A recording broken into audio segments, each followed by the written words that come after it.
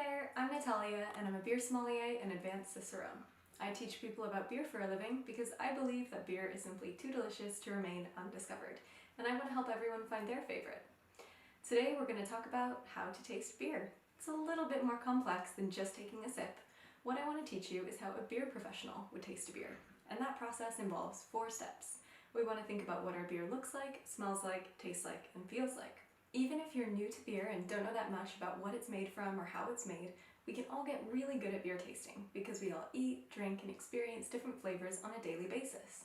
So we're simply going to sharpen the skills that we're already using day in and day out. Before we get started though, I've got a quick word to say on glassware. I always recommend using a stemmed glass that's easy to swirl, like a wine glass. Swirling our glass allows us to better experience our beer's aromas. Make sure you only fill the glass about 1/3 of the way full, as that leaves plenty of room in the glass to experience the aromas, and it means you're a little less likely to spill the beer all over yourself as you go to swirl it, which I have done plenty of times. So why not grab a glass of beer and join me and we can go through the tasting together. Ready? Let's get started.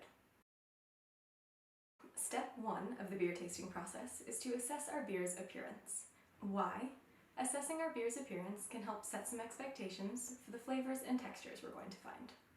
When we think about a beer's appearance, we want to think about the 3 C's: color, clarity, and carbonation. Beer color can range from gold to amber to black. In gold-colored beers, like this one here, we might expect to find flavors of white bread and water cracker, whereas in darker-colored beers, we might expect to find coffee and dark chocolate. Thinking about beer's clarity, most beers are clear or bright, meaning we can see right through them. Again, just like this one here. But some beer styles, like the German wheat beer or New England IPA, are intentionally cloudy or hazy, meaning we can't see through them. A beer's clarity can potentially indicate the textures we might find, with hazier beers having a fuller and creamier body compared to clear beers. Finally, carbonation. The amount of foam on top of a beer can potentially indicate the level of carbonation in the liquid. More foam means more fizz. But just like the old saying goes, we shouldn't judge a beer by its cover. We shouldn't judge our beer by appearance alone. Appearance simply sets some expectations for the flavors and textures that we might find. That said, before we move on to flavor, it's probably helpful for us to define it.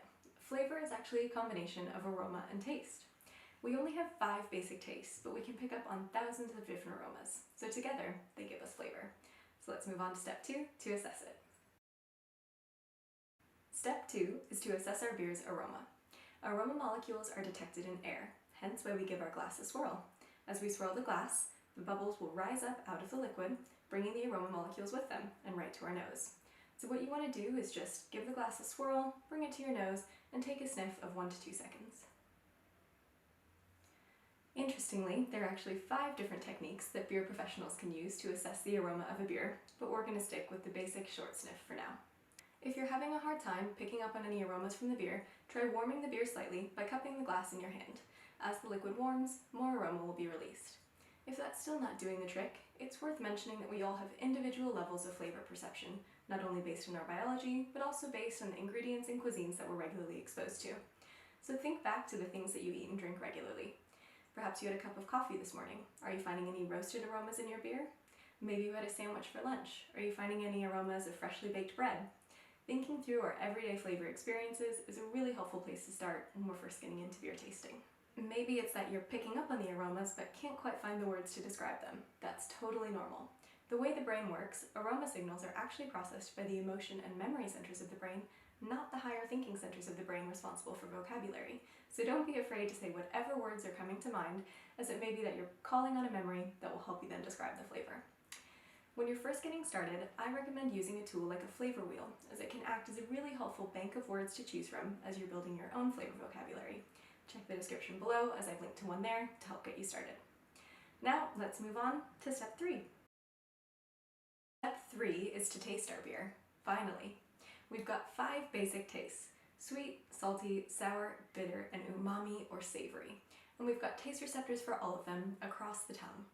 When tasting a beer, make sure you take a big enough sip and give the liquid a slight swish once it's in your mouth to coat your whole palate.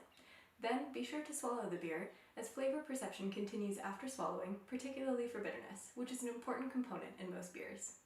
Again, think back to your morning coffee or morning tea. Both of those beverages are quite bitter. Are you picking up on any bitterness in your beer? Perhaps you added sugar to sweeten your coffee or tea. Are you finding any sweetness in the beer? Thinking back to our everyday flavor experiences can help make us better beer tasters. Now before we move on to texture, we've got one last thing to say about flavor. Interestingly, tasting our beer actually gives us a new way to assess its aroma. Up until now, we've been using a process called orthonasal breathing. That simply means breathing in through the nose. But when we taste our beer, we can give retronasal breathing a go. Simply breathe out through your nose after swallowing, and you'll pick up on some slightly different aromatics. Why? Not only has the liquid warmed slightly, but enzymes in our saliva have helped to release even more aromatic compounds. It sounds a bit complex, but I'll show you how to do it. Simply take a sip, swallow, keep your mouth closed, and breathe out through your nose.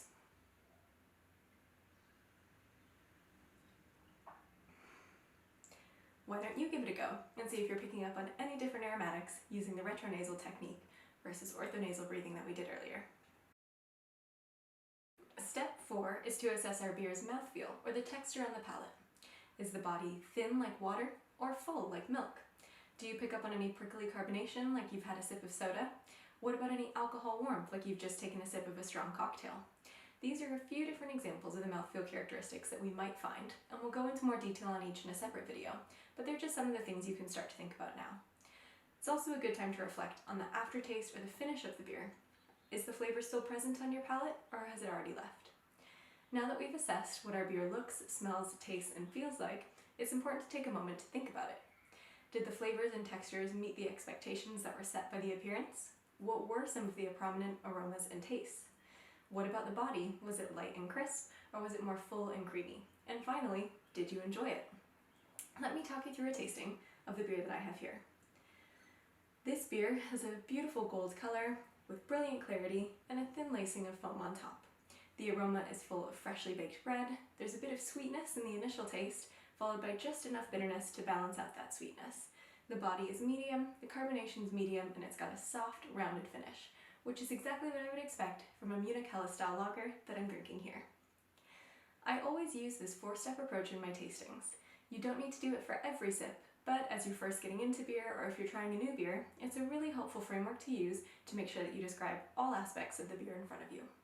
Even without knowing much about beer's ingredients or the brewing process, I hope you've all learned that we can all be better beer tasters simply by relying on our everyday flavor experiences. That said though, I do hope that when you start finding flavors that you enjoy, you become intrigued to find out their sources. So check back for my next video, which will be all about beer's main ingredients and the flavors that they contribute. Until then, cheers!